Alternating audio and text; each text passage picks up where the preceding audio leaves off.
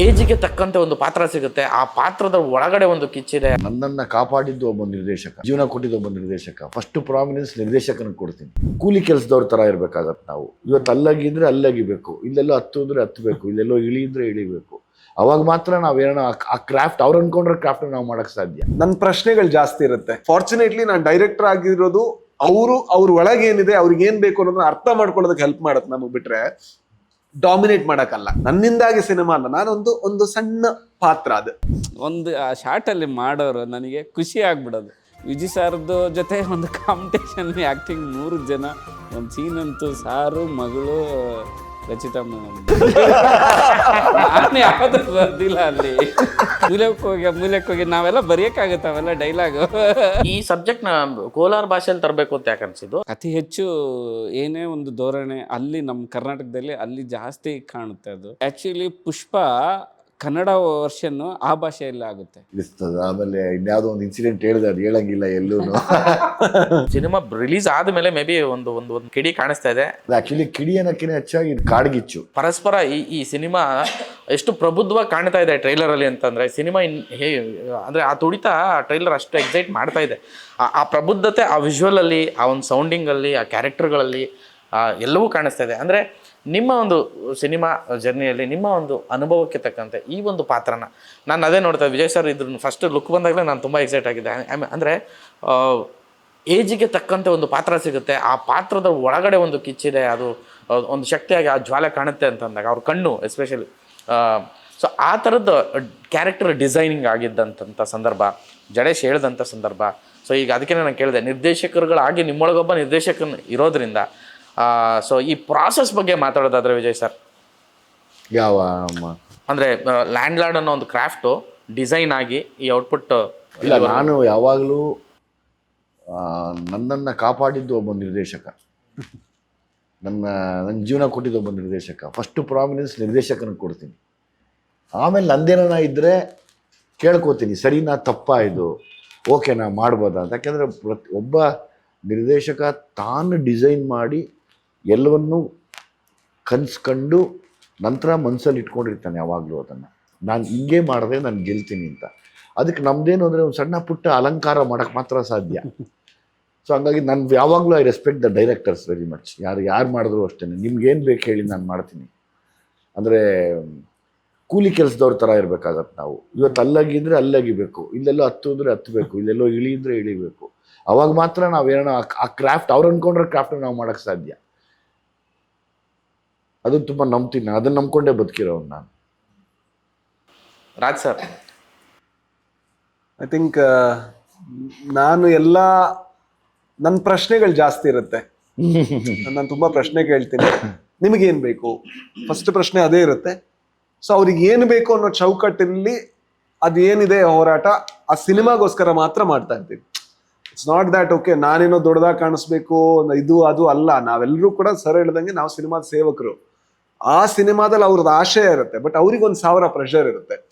ಹಾಗಾಗಿ ಕೆಲವು ಸಲ ಅವ್ರು ಯಾವ್ದಾದ್ರು ನೋಡಿಲ್ಲ ಅಂದ್ರೆ, ನಾನು ಪಾತ್ರವಾಗಿ ನೋಡಿದ್ರೆ ನಾನು ಪ್ರಶ್ನೆ ಕೇಳ್ತೀನಿ, ಸರ್ ನಿಮ್ಗೆ ಇದನ್ನ ನಾನು ಹೇಳಿದೀನಿ, ಮತ್ತೊಂದ್ಸಲ ಇದನ್ನ ಹೇಳ್ಬೇಕಾ, ಬಟ್ ನಾ ಹೇಳ್ದೆ ಮಾಡ್ಬೋದಾ ಅಂತ. ಆಗ ಅವರು ಕೂಡ ತುಂಬಾ ಓಪನ್ ಇದ್ರು. ಅವರು ಕೂಡ ಅದು ಹೇಗೆ ಅಂತ ಒಂದ್ಸಲ ತೋರಿಸಿ ಸರ್, ಅದು ವರ್ಕ್ ಆಗುತ್ತೆ ಅಂದ್ರೆ ನಾ ಮಾಡ್ತೀನಿ. ಕೆಲವು ಸಲ ಅವರು ಕೂಡ ಸರ್ ನಾನು ಹಿಂಗೆ ಅನ್ಕೊಂಡಿದ್ದೀನಿ, ಆದ್ರೆ ಅದು ಹಿಂಗೆ ಎಕ್ಸಿಕ್ಯೂಟ್ ಮಾಡೋದು, ಆ ಪರ್ಫಾರ್ಮೆನ್ಸ್ ಅಲ್ಲಿ ಏನ್ ಮಾಡ್ಬೇಕು ಅಂತ ನಂಗೆ ಗೊತ್ತಿಲ್ಲ, ಬಟ್ ನಂಗೆ ಅದ್ ಬೇಕು ಅಂತ. ಅದು ತೊಂದರೆ ಇಲ್ಲ ಸರ್, ಅದ್ ನಾನು ನೋಡ್ಕೋತೀನಿ, ನಂಗೆ ಅರ್ಥ ಆಯ್ತು ನಿಮ್ಗೆ ಏನ್ ಬೇಕು ಅಂತ. ಫಾರ್ಚುನೇಟ್ಲಿ ನಾನು ಡೈರೆಕ್ಟರ್ ಆಗಿರೋದು ಅವ್ರ ಒಳಗೆ ಏನಿದೆ, ಅವ್ರಿಗೆ ಏನ್ ಬೇಕು ಅನ್ನೋದನ್ನ ಅರ್ಥ ಮಾಡ್ಕೊಳ್ಳೋದಕ್ಕೆ ಹೆಲ್ಪ್ ಮಾಡತ್ತೆ. ನಮಗೆ ಬಿಟ್ರೆ ಡಾಮಿನೇಟ್ ಮಾಡಕ್ಕಲ್ಲ. ಫಸ್ಟ್ ಆಫ್ ಆಲ್ ಏನೇ ಹೇಳಿದ್ರು ಕೂಡ ಅವ್ರು ನೋಡಿರುವಂತಹ ಕನ್ಸು. ಅದ್ರ ಜೊತೆಗೆ ಫಾರ್ಚುನೇಟ್ಲಿ ನಮಗೆ ತುಂಬಾ ಒಳ್ಳೊಳ್ಳೆ ಟೆಕ್ನಿಷಿಯನ್ಗಳಿದ್ರು. ನಮಗೆ ಸ್ವಾಮಿ ಅವ್ರ ಸಿನಿಮಾಟೋಗ್ರಫಿ ಇತ್ತು, ರವಿ ಸಂತಹೆಕ್ಲು ಅವರ ಸೆಟ್ಟು ಆರ್ಟು, ಈಗ ಅಜನೀಶ್ ಅವರ ಮ್ಯೂಸಿಕ್ಕು, ಪ್ರಕಾಶ್ ಅವರ editing and costumes, wig, makeup, ಇದೆಲ್ಲದೂ ಸೇರಿ ನಮ್ಮನ್ನ ಏನೋ ಮಾಡ್ತಾ ಇದೆ. ಬಿಟ್ರೆ ನಾನೇ ಹಿಂಗೋಗಿ ನಿಂತ್ಕೊಂಡ್ಬಿಟ್ರೆ ಅದು ರಾಜ್ ಬಿ ಶೆಟ್ಟಿ ಸಿನಿಮಾ ಅಲ್ಲಲ್ಲ. ಅದಲ್ಲ, ಅಂದ್ರೆ ನನ್ನಿಂದಾಗಿ ಸಿನಿಮಾ ಅಲ್ಲ, ನಾನೊಂದು ಸಣ್ಣ ಪಾತ್ರ. ಅದು ಆ ಪಾತ್ರಕ್ಕೆ ಏನೆಲ್ಲ ಮಾಡ್ಬೇಕು ಅದು ನಾನು ಅವ್ರ ಹತ್ರ ಕೇಳ್ತಿದ್ದೆ. ಯುದ್ಧನೂ ಆಗ್ತಿತ್ತು. ಯುದ್ಧ ಅಂದ್ರೆ ಇದಲ್ಲ, ಈಗೋಯಿಸ್ಟಿಕ್ ಅಲ್ಲ, ಸಂಘರ್ಷ ಅಲ್ಲ. ಸರ್ ನಾ ದಯವಿಟ್ಟು ಇದನ್ನ ಮಾಡೋಣ ಸರ್, ಏನು ಹೇಗೆ ಅಂತ ತೋರಿಸಿ ನಾನು ಒಪ್ಕೋತೀನಿ ಅಂತ. ಅವರು ಒಂದ್ಸಲ ತೋರಿಸಿದ್ರೆ ಇದು ಕರೆಕ್ಟ್ ಇದೆ, ಇನ್ ಸ್ವಲ್ಪ ಹಿಂಗ್ ಮಾಡ್ಕೋಬೋದಾ ಅಂತ, ಓಕೆ ಮಾಡ್ಕೋಬಹುದು ಅನ್ನೋ ರೀತಿ ಆ ಪ್ರಾಸೆಸ್ ಇತ್ತು. ಫೈನಲಿ ಅಲ್ಲ ಸಿನಿಮಾದಲ್ಲಿ ಸ್ಟ್ರೆಂತ್ ಅಂದರೆ ಇವು ನನಗೆ ಹಿಂಗೆ ಬೇಕು ನಾನೇನು ಇವಾಗ ಮೇಕಿಂಗಲ್ಲಿ ನೋಡಿರ್ತಾರಲ್ಲ ಎಲ್ಲ ಡೈರೆಕ್ಟ್ರು ಆ್ಯಕ್ಟ್ ಮಾಡಿ ತೋರಿಸೋಷ್ಟು ಆ ಥರ ಡೈರೆಕ್ಟ್ರು ಆ್ಯಕ್ಟ್ರಲ್ಲ. ನಾನು ಯಾವತ್ತೂ ಕೇಳ್ಕೊಳ್ಳೋದು ಸರ್ ಹಿಂಗೆ ಅಂದ್ಕೊಂಡಿದ್ದೀನಿ ಅಂತ. ಬಟ್ ಇವರಾಗಲಿ ಕೊಡ್ತೀನಿ ನೋಡಮ್ಮ ಒಂದು ಸುಮ್ಮನೆ ಇರೋ ಅಂತ ಒಂದು ಆ ಶಾರ್ಟಲ್ಲಿ ಮಾಡೋರು ನನಗೆ ಖುಷಿ ಆಗ್ಬಿಡೋದು. ಸಾರಾಗಲಿ ಇವ್ರು ಸಾರು ಒಂದು ಎಸ್ಪೆಷಲ್ ಫನ್ ಕಾಮಿಡಿ ವಿಚಾರದಲ್ಲಿ ಸಾರು ಒಂದು ಕೊಡ್ತೀನಿ ನೋಡೋ ಅಂತ ಒಂದಿದ್ದು. ಆ ಸಾರ್ದು ಒಂದು ಮಾಸ್ ರಿಯಾಕ್ಷನ್ ವಿಚಾರದಲ್ಲಿ ನೀವು ನಂಬಲ್ಲ, ಎಷ್ಟೋ ಸಖತ್ತಾಗಿ ನಮಗೆ ಅಲ್ಲೇ ಸರ್ಪ್ರೈಸ್ ಕೊಡ್ತೀನಿ ನೀನು ನೋಡು ನಾನು ಒಂದು ಮಾಡ್ತೀನಿ ಅಂತ. ನನಗೆ ಅಲ್ಲಿ ಎಷ್ಟೋ ವಿಷಯ ನನಗೆ ಇವಾಗಲೂ ಸಿನಿಮಾ ಇರೋದೇ ಅವರು ಮಾಡಿದ್ದು, ಆ ಸೀನ್ ತೊಗೊಂಡಿದ್ದ ರೀತಿ, ಅದನ್ನ ಪ್ರೆಸೆಂಟ್ ಮಾಡಿದ ರೀತಿ. ನಾನು ಹೇಳ್ತೀನಿ ತುಂಬ ನಾನೇನು ಬರೆದಿಲ್ಲ, ಬಟ್ ಅವ್ರು ಮಾಡಿದ್ದೇ ನನಗೆ ಆ ವಿಶೇಷವಾಗಿ ಕಾಣ್ತಾ ಹೋಗುತ್ತೆ ಸೀನು. ನನಗೆ ಎಸ್ಪೆಷಲಿ ನಿಮ್ಮ ಮಿರರ್ ಸೀನು ನಾವು ಇವತ್ತು ಒಂದು ಸೀನ್ ಇದೆ ನೀವು ನೋಡಿ ದೊಡ್ಡ ಅದು ಅವ್ರು ಹೇಳೋದಕ್ಕೆ ಸ್ವಲ್ಪ ಭಯ ಪಟ್ಟಿದ್ರು, ಅದು ಹೆಂಗ್ ಮಾಡ್ಬೇಕಾ ಮಾಡಬಾರ್ದಾ ಅಂತ. ಚೆನ್ನಾಗಿದೆ ಅಂದೆ ನಾನು, ಚೆನ್ನಾಗಿದೆ ಶ್ವರ ಅಂತ. ಚೆನ್ನಾಗಿದೆ. ಆಮೇಲೆ ಸರ್ದು ಒಂದು ಸೀನ್ ಇದೆ, ಒಂದು ಎಮೋಷನಲ್ ಮೂಮೆಂಟ್ ಇದೆ, ಅದು ಕೂಡ ಹಾಗೆ. ಅದು ಅವರು ಇಂಪ್ರವೈಸ್ ಮಾಡಿದ್ರು, ಇಲ್ಲ ಇದು ಮಾಡ್ಲೇಬೇಕು ಅಂತ. ನಾವು ಸರ್ ಬೇಕಾ ಅದು ಅಂತ, ಇಲ್ಲ ಇದು ಮಾಡ್ಲೇಬೇಕು, ಮಾಡಿದ್ರೆ ಚಂದ, ಅದ ಪಾತ್ರ ಮಾಡ್ತಾ ಇದ್ರೆ ನಾ ಮಾಡ್ಬೇಕು ಅದನ್ನ ಅಂತ. ಸೊ ಆ ರೀತಿಯ ತುಂಬಾ ಕೊಲಾಬರೇಷನ್ ಅಂದ್ರೆ ನಿಮ್ಗೆ ಆಸ್ ಎ ನಟರಾಗಿ ತುಂಬಾ ದುಡ್ದಿದ್ದಾರೆ ಅದರಲ್ಲಿ. ಅದು ನನಗಿಂತ ದುಡ್ದಿದ್ದಾರೆ. ಸಾರ್ ಆಗಿರ್ಬೋದು, ರಾಜ್ ಸಾರ್ ಆಗಿರ್ಬೋದು, ಬೇರೆಯವರು ಅಷ್ಟೇ. ನನಗೆ ದೇಶಪಾಂಡೆ ಸಾರ್ ಅಷ್ಟೇ, ಅವರು ಒಂದು ಪಾತ್ರದಲ್ಲಿ, ರಚಿತಾ ಮೇಡಮ್ ಅವರು ಒಂದು ಮ್ಯಾಕ್ಸಿಮಮ್ ಟ್ರೈ, ಅಂದರೆ ಆ ಭಾಷೆ ಇದು ಅವ್ರದ್ದು ಫಸ್ಟ್ ಟೈಮ್. ಅವರು ಒಂದು ವಿಜಯ್ ಸಾರ್ದು ಜೊತೆ ಒಂದು ಕಾಂಪಿಟೇಷನ್ ಆ್ಯಕ್ಟಿಂಗ್ 3 ಜನ, ಒಂದು ಸೀನ್ ಅಂತೂ ಸಾರು, ಮಗಳು, ರಚಿತಾ ಮೇಡಮ್ ಎಕ್ಸ್ಟ್ರಾಡಿನರಿ ಸೀನ್. ಇದುವರೆಗೂ ನಾನು ರೈಟಿಂಗ್ ಟೇಬಲಲ್ಲಿ ನೋಡಿದವ್ರಿಗೆ ದಿ ಬೆಸ್ಟ್ ಸೀನ್ ಅದು. ಇವ್ರು 3 ಜನ ಕಾಂಬಿನೇಷನ್, ಒಂದು ಫ್ಯಾಮಿಲಿ ಕಾಂಬಿನೇಷನ್, ಎಮೋಷ್ನಲ್ ಡ್ರಾಮಾ, ಅದು ಎಲ್ಲರೂ ಹೇಳ್ತಾರೆ ನೋಡಿದ ತಕ್ಷಣ. ಸೊ ಅಲ್ಲಿ ರಚಿತಾ ಮೇಡಮ್ ಒಳ್ಳೆ ಆ ಸೀನಲ್ಲಿ ತುಂಬ ಅಂದರೆ ಎಮೋಷ್ನಲ್ ತುಂಬ ಇದು ಮಾಡ್ತಾರೆ. ನನಗೆ ಅದೇ ಅವ್ರದ್ದೇ ಒಂದು ಸ್ಟ್ರೆಂತು ಅಂತಲೇ ನಾನು ಮೇಯ್ನಾಗಿ ಹೇಳೋಕ್ಕೆ ಇದು ಮಾಡ್ತೀನಿ. ಅಂದರೆ ತುಂಬ ಅವರೇ ಒದ್ದಾಡಿ ಮಾಡಿದ್ದಾರೆ. ನಾನು ಅನ್ನೋದಕ್ಕಿಂತ ಅವರೇ ಒದ್ದಾಡಿದ್ದಾರೆ ಈ ಸಿನಿಮಾದಲ್ಲಿ. ನನಗೆ ಆ್ಯಕ್ಚುಲಿ ವಿಜಯ್ ಸರ್ನ ಸ್ವಲ್ಪ ತೀರಾ ಹತ್ರದಿಂದ ನೋಡಿರೋದ್ರಿಂದ, ನಾವು ಯಾವಾಗಲೂ ತೀಟೆ ಅಂತ ಕರೀತಾರೆ, ಅಂದರೆ ಅವ್ರು ಯಾವಾಗಲೂ ತುಂಬ ಜಾಯ್ಲ್ ಆಗಿ ಎವರ್ಗ್ರೀನ್ ಎನರ್ಜೆಟಿಕ್ ಬಾಯ್. ನಾನು ಅವತ್ತು ಡಬ್ಬಿಂಗ್ ಸ್ಟುಡಿಯೋಗೆ ಬಂದಾಗ ಒಂದು ಸೀಕ್ವೆನ್ಸ್ ಏನೋ ಡಬ್ ಮಾಡ್ತಾಯಿದ್ರಿ, ಅದು ಹಾಡಲ್ಲಿದೆ ನಿಂಗವ್ವ ಸಾಂಗ್. ಅದರಲ್ಲಿ ಎಲ್ಲಡಿಕೆ ಹಾಕ್ಕೊಂಡು ಅದು ಇನ್ನೂ ರಾ ಫುಟೇಜ್ ನೋಡಿದಾಗ ನಂಗೆ ಅನಿಸಿದ್ದು, ನಾನು ಅದಕ್ಕೆ ಹೇಳಿದೆ ಇದು ಸೀನು ಡೈರೆಕ್ಟರ್ದ ನಿಮ್ದಾಕೆ ಹೇಳಿ ಅಂತ ಅಂದ್ಬಿಟ್ಟು. ಈ ಸೀಕ್ವೆನ್ಸ್ ಡಿಸೈನ್ ಮಾಡಿದ್ದು ಯಾರು ಅಂತ ನಗ್ತಾ ಇದ್ರು, ಅದಕ್ಕೆ ಕೇಳಿದೆ. ಅಂದರೆ ಆ ಥರದ್ದೆಲ್ಲ ಅವರೇ ನೋಡಿ ಸರ್. ಆ ಥರದಂದರೆ ಸಾರ್ ಇಟ್ಕೊಂಡು ಒಂದು ಕಾಮಿಡಿ ಏನಾದರೂ ಒಂದು ಡೈಲಾಗು ಇಟ್ಕೊಂಡು ನೀವು ಬರೆಯೋದೇ ಬೇಕಾಗಿಲ್ಲ, ಸಾರ್ ಮಾಡಿ ಅನ್ನೋ ನಮಗಿಂತ ಅದ್ಭುತವಾಗಿ ಆ ಸ್ಪಾಂಟೇನಿಯಸ್. ನಾನು ಅಷ್ಟೇ ಆ ಸಾಂಗಲ್ಲಿ ಸರ್ ಹಿಂಗೆ ಕರ್ಕೊಂಡು ಹಿಂಗೆ ಮನೆಗೆ ಹೋಗ್ತೀರಾ, ಒಳಗೆ ಹೋಗ್ತೀರಾ ಅಂತ ಅವ್ರು ಬರಲ್ಲ ಅಷ್ಟೇ. ಅದರಲ್ಲಿ ಎಷ್ಟು ಮಾತು, ತಡಿಯಪ್ಪ ಚಳಿಗಾಲದಲ್ಲಿ ಏನು ನಾನು ಯಾವುದೂ ಬರ್ದಿಲ್ಲ ಅಲ್ಲಿ, ಚಳಿ ಜಾಸ್ತಿ ಆಯಿತು, ಇವರೇ ಒಂದು ಗುನುಕೊಂಬಿಡೋದು, ಬಾರೆ ಮೂಲೆಗೆ ಹೋಗಿ ನಾವೆಲ್ಲ ಬರೆಯೋಕ್ಕಾಗುತ್ತೆ ಅವೆಲ್ಲ ಡೈಲಾಗು, ಮೊಡಕು ಅವೆಲ್ಲ. ಅಂದರೆ ಆ ಥರದ್ದು ತುಂಬ ಆ ಸಿನಿಮಾದಲ್ಲಿ ಒಂಥರ ತಿಳಿ ಹಾಸ್ಯ ಸಾರದೆ ಅದು ಆಲ್ಮೋಸ್ಟ್.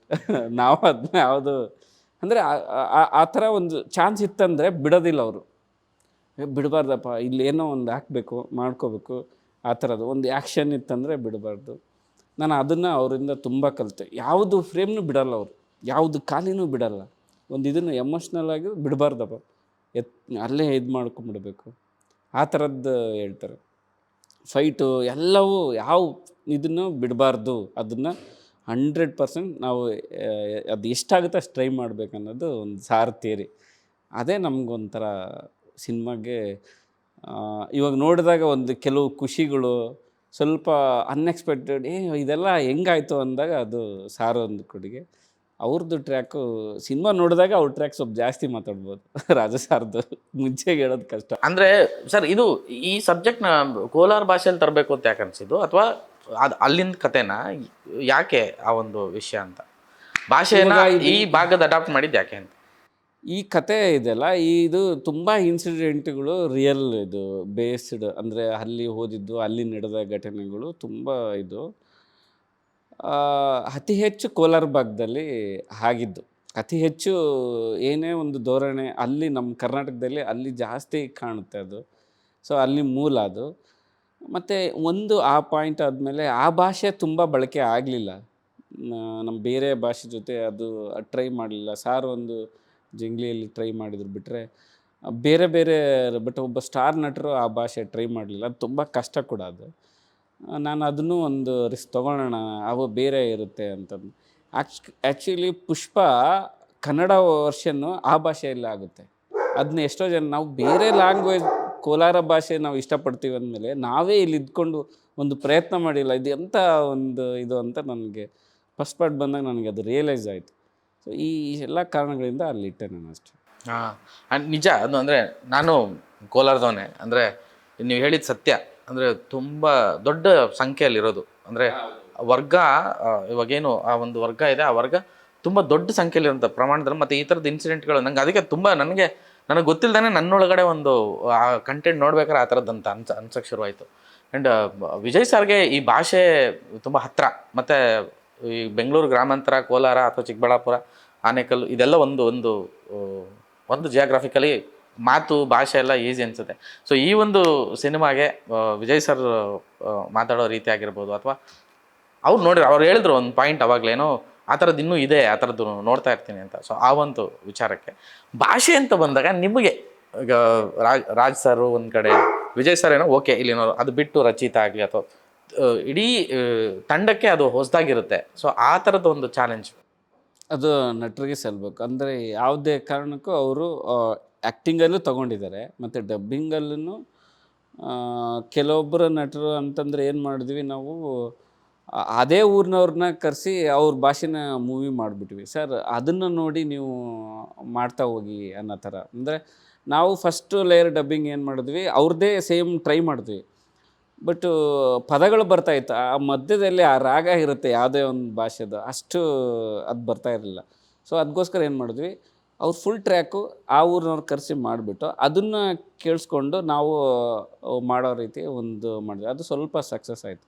ನಾನು ಇವಾಗ 100% ರೀಚ್ ಆಗಿದೆ ಅಂತ ಹೇಳ್ತಿಲ್ಲ, ಒಂದು ಪ್ರಯತ್ನ ಮಾಡಿದ್ದೀನಿ.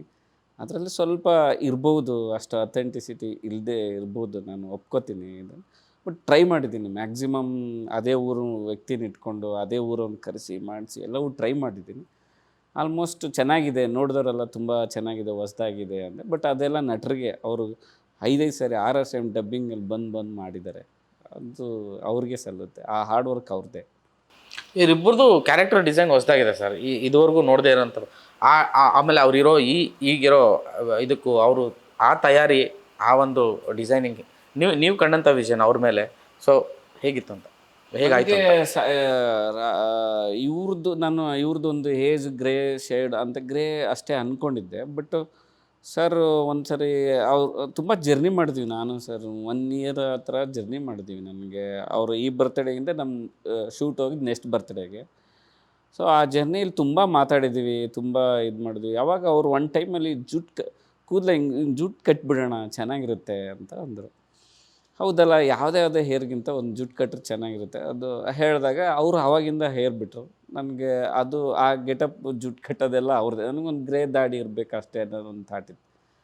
ಅದಾದಮೇಲೆ ಅಲ್ಲಿ ರಾಜು ಸರಿ ವಿಗ್ ಅಂತಂದಾಗ ಅವರು ಸ್ವಲ್ಪ ಒಂದು ಕಾಂಟ್ಯಾಕ್ಟ್ ಕೊಟ್ಟರು ಕೇರಳದಿಂದ, ಒಂದು ಅದು ಆ ಥರದ್ದಾದರೆ ನಾನು ಇದು ಮಾಡ್ತೀನಿ ಅಂತ. ನನಗೆ ಓಕೆ ಸರ್ ಅಂತ. ಬಟ್ ಅಲ್ಲಿ ಒಂದು ಆರ್ಗಾನಿಕ್ಕಾಗಿ ವಿಗ್ ಕೂಡಬೇಕು, ಇವರು ಕೂದಲೇ ಇಲ್ಲದ ನೋಡಿದ್ದಾರೆ, ಬಟ್ ಆದರೂ ಕನ್ವಿನ್ಸ್ ಆಗಬೇಕು ಅನ್ನೋದಕ್ಕೆ ನಾವೇನು ಸ್ವಲ್ಪ ವರ್ಕ್ ಮಾಡಿದ್ವಿ. ಅಂದರೆ ಇವಾಗ ಕೂದಲು ಹೋಗ್ತಿರೋರಿಗೆ ಏನಿರುತ್ತೆ, ಈ ಸೈಡ್ ಇರಲ್ಲ, ಆ ಥರನೇ ವಿಗ್ ನಾವು ಸ್ವಲ್ಪ ವರ್ಕ್ ಮಾಡಿದ್ವಿ ರಾಜು ಸರ್. ನಾವು ಅದಕ್ಕೆ ರಾಜು ಸರ್ಗೆ ಅದೇ ಒಂದು ಸ್ಟ್ರೆಂತ್. ಅವ್ರ ಕ್ಯಾರೆಕ್ಟ್ರ್ ಹೇಳಿದರೆ ನಮಗಿಂತ ಅವ್ರು ತುಂಬ ಪ್ರಿಪೇರ್ ಆಗ್ತಾರೆ, ತುಂಬ ಇನ್ಪುಟ್ ಅದು ಅವರು ತಿಳ್ಕೊಂಡಿದ್ದು ಅವರು ಎಲ್ಲ ಇದು ಕೊಟ್ಟರು. ನನಗೆ ಅದು ಒಂದು ಸಹಾಯ ಆಯಿತು. ನೀವು ಅದರಲ್ಲಿ ಆ ಕ್ಯಾರೆಕ್ಟರ್ ನೋಡಿ ರಾಜು ಸರ್ ಹೇರಿದ್ದಾಗ ಹಾಗೆ ಇರ್ತಿದ್ರಾ ಅಂತ ನಿಮಗೆ ಕನ್ವಿನ್ಸ್ ಆಗುತ್ತೆ ಆ್ಯಕ್ಚುಲಿ. ಹೌದಾ ಸರ್? ಹೆಂಗೆ ಸರ್ ಕೂದಲು ಬಂದ್ಬಿಟ್ಟಿದೆ? ಕೂದಲು ಕೂದ್ಲಿಲ್ದಲ್ಲಿ 150 ಹೇರ್ ಸ್ಟೈಲ್ ಮಾಡ್ಬೋದಲ್ಲ ಧೋನಿ 4 ಮಾಡ್ಬೋದು. ಎಷ್ಟು ವರ್ಷದವರೆಗೆ ಏರಿದ್ದು ಸರ್? 21 ಹೋಯ್ತು ಸರ್. ಹೌದು ಸರ್. ಸರ್ ಈ ಪಾತ್ರ ಅವಾಗ ಇತ್ತು ಸರ್, ಇಲ್ಲಿ ತನಕ ಇತ್ತು, ಒಳ್ಳೆ ಇಷ್ಟು ಕೂದಿತ್ತು, ಎಲ್ಲ ಹೋಗಿ ಆಮೇಲೆ ಹಿಂಗಾಗ್ಬಿಡ್ತು. ವಿಜಿ ಸರ್ ಎಲೆ ಅಡಿಕೆ ಹಾಕೊಳ್ಳೋದು ಚೆನ್ನಾಗಿದೆ, ಎಲೆ ಅಡಿಕೆ ಆಗಿದ್ದು. ಸರ್ ನೀವು ನಿಮ್ಮ ಬಾಲ್ಯದಲ್ಲಿ ನಿಮ್ಮ ಊರು, ನಿಮ್ಮ ಸುತ್ತಮುತ್ತ ಈ ಥರದ್ದು ನೋಡಿರುವಂಥದ್ದು ಈ ಸಿನಿಮಾಗೆ ಎಷ್ಟು ಉಪಯೋಗ ಆಯಿತು? ಮತ್ತು ನಿಮ್ಮ ಮ್ಯಾನರಿಸಮ್ಗಳು ತುಂಬ ಅದೇ ನಮಗೆ ತಾತ ಅವರು ಎಂಡ್ ಸ್ಟೇಜ್ ನೋಡಿದ್ದೀವಿ. ತಾತ ಅವ್ರ ಮಕ್ಕಳು ಅಂದರೆ ನಮ್ಮ ತಂದೆ ಅವರು, ಮತ್ತು ಅದಾದಮೇಲೆ ನಮ್ಮ ಅಣ್ಣದಿರೋ ಆದಮೇಲೆ ನಾವು ಆ 4 ನೋಡೋದ್ರಿಂದ ಇವತ್ತಿಗೂ ಸ್ವಲ್ಪ ನಮ್ಮೂರಲ್ಲಿ ಉಳಿದಿದೆ. ಆ ಮಾತು, ಕತೆ, ನಡವಳಿಕೆ, ಅವು ಕುತ್ಕೊಳ್ಳೋ ಸ್ಟೈಲು, ನಿಂತ್ಕೊಳ್ಳೋ ಸ್ಟೈಲು, ಅಥವಾ ಏನೋ ತಮಾಷೆ ಮಾಡಿಬಿಡೋದು, ಲೈಕ್ ಏನೋ ಮೂಲೆಗೆ ನಡಿ ಅನ್ನೋದು ಅದೆಲ್ಲ ನಮಗೆ ತುಂಬ ಜಲ್ದಿ ಇರ್ತದೆ. ಆಮೇಲೆ ಇನ್ಯಾವುದೋ ಒಂದು ಇನ್ಸಿಡೆಂಟ್ ಹೇಳಿದೆ, ಅದು ಹೇಳಂಗಿಲ್ಲ ಎಲ್ಲೂ. ನಮಗಾಗಿರೋ ಅನುಭವಗಳೆಲ್ಲ ನಮ್ಗೆ ತುಂಬ ಹತ್ರ ಅನ್ನಿಸ್ತು. ದೊಡ್ಡ ಅನುಭವ ಭಂಡಾರ ಸರ್. ಯಾವ ವಿಷಯನೇ ಹೇಳಿ ಅವ್ರ ಜೀವನದಲ್ಲೇ ಒಂದು ಎಕ್ಸ್ಪೀರಿಯನ್ಸ್ ಹಿಂಗೆ ಪಾಸ್ ಆಗೋಗಿರುತ್ತೆ. ನಾನು ಅಂತ ಹೇಳಿದ್ರೆ ಅವ್ರನ್ನ ಹೌದಪ್ಪ ನಮ್ಮ ಇದ್ರಲ್ಲಿ ನಡೆದಿತ್ತು ಅಂತ ಹಿಂಗೆ ಹೇಳ್ತಾರೆ. ಗಾಂಧಿ ತಾತನ ಮುಂದೆ ಇದಾಕೊಂಡು ಕೂತಿರ್ತೀರಾ, ಸುಮಾರು ವಿಷಯ ಇದೆ. ಹೌದೌದು, ಸುಮಾರು ವಿಷಯ ಇದೆ.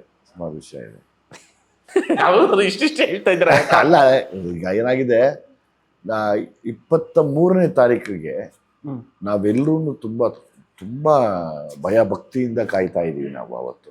ನನಗೆ ಆ್ಯಕ್ಚುಲಿ ಕಂಟೆಂಟ್ ನೋಡಿದಾಗ ಗೊತ್ತಿಲ್ಲ ಇವತ್ತು ಪ್ರಚಾರ ಎಷ್ಟರ ಮಟ್ಟಿಗೆ ನಾವು ಇದು ಸಿನಿಮಾ, ಈ ಮಾತುಕತೆ ಇದೆಲ್ಲ ಸಿನಿಮಾ ರಿಲೀಸ್ ಆದಮೇಲೆ ಮೇ ಬಿ ಒಂದು ಅಲೆ ಎದ್ದೇಳುತ್ತೆ ಈಗ ವಾಪಸ್. ಆ ಥರದ್ದು ಒಂದು ಕಿಡಿ ಕಾಣಿಸ್ತಾ ಇದೆ. ನೀವು ಬಿಟ್ಕೊಡಿ ಅಂತ. ಅದು ಆ್ಯಕ್ಚುಲಿ ಕಿಡಿ ಅನ್ನೋಕ್ಕಿಂತ ಹೆಚ್ಚಾಗಿ ಇದು ಕಾಡ್ಗಿಚ್ಚು. ಸೊ ಹಂಗಾಗಿ ಆಗಬೇಕು ಅನ್ನೋ ಆಸೆ, ಆರ್ಗ್ಯಾನಿಕ್ ಆಗಿ ಆಗಬೇಕು. ಯಾವುದೇ ಥರದ ಎಕ್ಸ್ಟ್ರಾ ಡೆಕೋರೇಷನ್ಗಳು ಇಲ್ದಿರ ಹೆಂಗಿದೆಯೋ ಹಂಗೆ ರಾ ಆಗಿ ಎಲ್ಲರೂ ಬಂದು ನೋಡಿ ಅದನ್ನು ಅವ್ರಿಗೆ ಮನಸ್ಸಿಗೆ ಅನಿಸಿದ್ದನ್ನ ಆ ಬರವಣಿಗೆ ಮೂಲಕ ತಿಳಿಸ್ಬೇಕು ಅನ್ನೋ ಆಸೆ ನಮಗೆ.